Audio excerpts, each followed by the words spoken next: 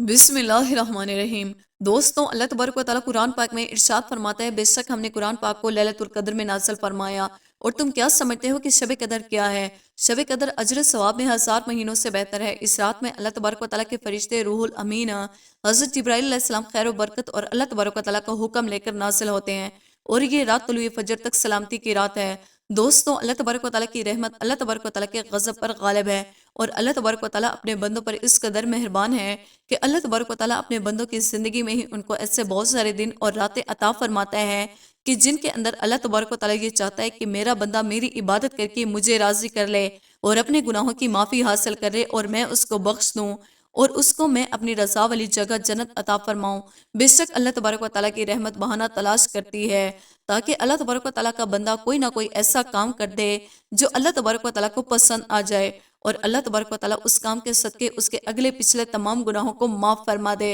दोस्तों, तमाम तर बाबरकत महीनों में से सबसे अफजल तरीन महीना रमज़ानुल मुबारक का महीना है और तमाम बरकत वाली रातों में से सबसे अफजल तरीन रात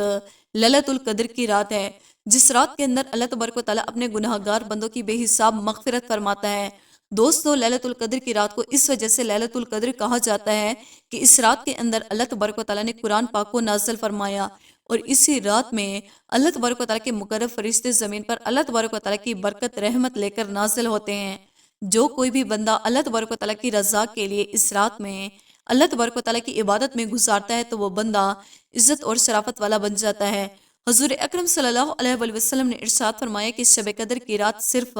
उम्मत मुहम्मदिया को अता की गई और लैलतुल कद्र उम्मत मुहम्मदिया पर एक बहुत बड़ा एहसान है जो किसी दूसरी उम्मत के हिस्से में नहीं आया। रिवायात में आता है कि हुज़ूर अकरम सल्लल्लाहु अलैहि वसल्लम अक्सर ये इरशाद फरमाया करते हैं कि ए मोमिनो, तुम लैलतुल कद्र की रात को ताक रातों में तलाश किया करो। एक सहाबी ने हुज़ूर अकरम सल्लल्लाहु अलैहि वसल्लम की बारगाह में अर्ज़ की कि या रसूलल्लाह सल्लल्लाहु अलैहि वसल्लम, शब कद्र कब होती है? तो हुज़ूर अकरम सल्लल्लाहु अलैहि वसल्लम ने इरशाद फरमाया कि शब कद्र रमज़ानुल मुबारक के तीसरे अशरे की कोई एक ताक रात है। इस रात के अंदर जिस शख्स ने अल्लाह तबारक व तआला की हम्द सना बयान की तो उसके पिछले तमाम गुनाह बख्श दिए जाते हैं। दोस्तों, लैलतुल कद्र की रात की पहचान क्या है और उसकी निशानियाँ क्या हैं? तो इसके बारे में रिवायात में आता है कि लैलतुल कद्र की रात बहुत ही पुरसुकून रात होती है। इस रात का मौसम बहुत अच्छा होता है, ना ही ज़्यादा सर्द होता है और ना ही ज़्यादा गर्म होता है। इस रात में चाँद खूब रोशन होता है और सितारों को टूटने की इजाज़त नहीं होती। और इस रात के अगले दिन जब सूरज तुलू होता है तो उसकी शुआएं नहीं होती। सूरज बिल्कुल बराबर होता है जैसे कि चौदहवीं का चांद हो। हज़रत अनस रज़ियल्लाहु अन्हु से रिवायत है, वो फरमाते हैं कि इस रात को हज़रत जिब्राईल अलैहिस्सलाम फरिश्तों के हमरा ज़मीन पर तशरीफ़ लाते हैं और जिस जिस शख्स को अल्लाह तबारक व तआला की हम्द सना करते हुए पाते हैं तो उसके लिए मग़फ़िरत की दुआ करते हैं। हज़रत अनस रज़ियल्लाहु अन्हु बयान फरमाते हैं कि मैं किसी दिन को किसी दिन पर और किसी रात को किसी रात पर अफजल नहीं मानता सिवाय लैलतुल कद्र की रात के,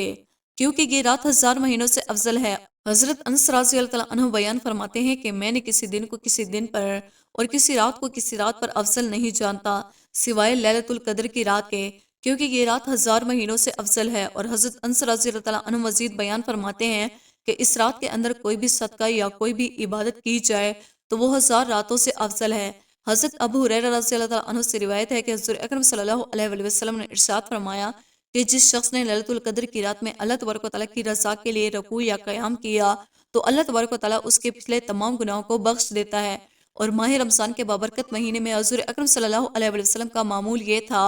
कि तहज्जुद की नमाज अदा करने के बाद हुज़ूर अकरम सल्लल्लाहु अलैहि वसल्लम कुरान पाक की तिलावत किया करते और हुज़ूर अकरम सल्लल्लाहु अलैहि वसल्लम किसी रहमत वाली आयत की तिलावत फरमाते तो अल्लाह तबारक व तआला का शुक्र अदा करते और जब अल्लाह तबारक व तआला की आसाब वाली आयत की तिलावत फरमाते तो अल्लाह तबारक व तआला की पनाह मांगा करते। हज़रत आयशा सिद्दीक़ा रज़ियल्लाहु तआला अन्हा बयान फरमाती है कि मैंने हुज़ूर अकरम सल्लल्लाहु अलैहि वसल्लम की बारगाह में अर्ज़ की कि ए अल्लाह तबारक व तआला के नबी, अगर मुझे मालूम हो जाए कि ये लैलतुल कद्र की रात है तो मैं अल्लाह तबारक व तआला की बारगाह में क्या मांगूँ? तो हुज़ूर अकरम सल्लल्लाहु अलैहि वसल्लम ने इरशाद फरमाया कि आप ये दुआ करना कि या रब्बुल आलमीन, आप बहुत ज़्यादा माफ़ करने वाले हैं, मुझे माफ़ कर देना। हज़रत इब्ने अब्बास रज़ियल्लाहु तआला अन्हु से रिवायत है कि हुज़ूर अकरम सल्लल्लाहु अलैहि वसल्लम ने इरशाद फरमाया कि जब शब कद्र की रात आती है तो अल्लाह तबारक व तआला हज़रत जिब्राईल अलैहिस्सलाम को हुक्म देता है कि वो फरिश्तों का एक बहुत बड़ा लश्कर लेकर ही ज़मीन पर उतरते हैं और उनके साथ एक सब्ज़ रंग का झंडा होता है जिसको काबा की छत पर निस्ब किया जाता है। حضرت جبرائیل علیہ السلام کے 100 پر ہیں، جن میں سے 2 پروں کو حضرت جبرائیل علیہ السلام اس دنیا میں کھولتے ہیں اور ان کو مشرق سے لے کر مغرب تک پھیلا دیتے ہیں۔ پھر حضرت جبرائیل علیہ السلام تمام فرشتوں کو پھیل جانے کا حکم دیتے ہیں، تو وہ فرشتے ہر کھڑے بیٹھے اور نماز پڑھنے والے اور اللہ تبارک و تعالیٰ کے ذکر کرنے والوں کو سلام کرتے ہیں اور ان سے مصافحہ کرتے ہیں اور ان کی دعا پر آمین کہتے ہیں، اور یہ حالت صبح صادق تک رہتی ہے۔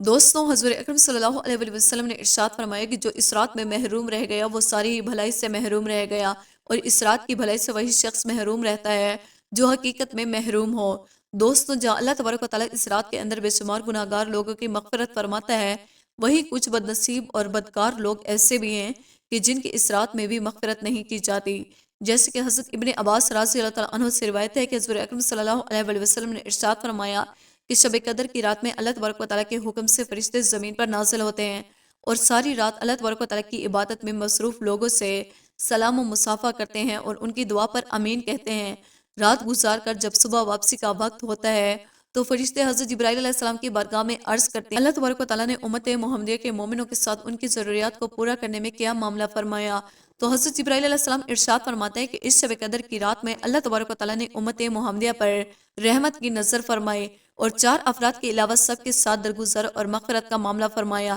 یہ سن کر صحابہ کرام نے حضور اکرم صلی اللہ علیہ وسلم کی بارگاہ میں عرض کی کہ یا رسول اللہ صلی اللہ علیہ وسلم، وہ 4 افراد کون سے ہیں؟ تو حضور اکرم صلی اللہ علیہ وسلم نے ارشاد فرمایا، نمبر 1 شراب کا عادی، نمبر 2 والدین کا نافرمان، اور نمبر 3 اپنے رشتہ داروں سے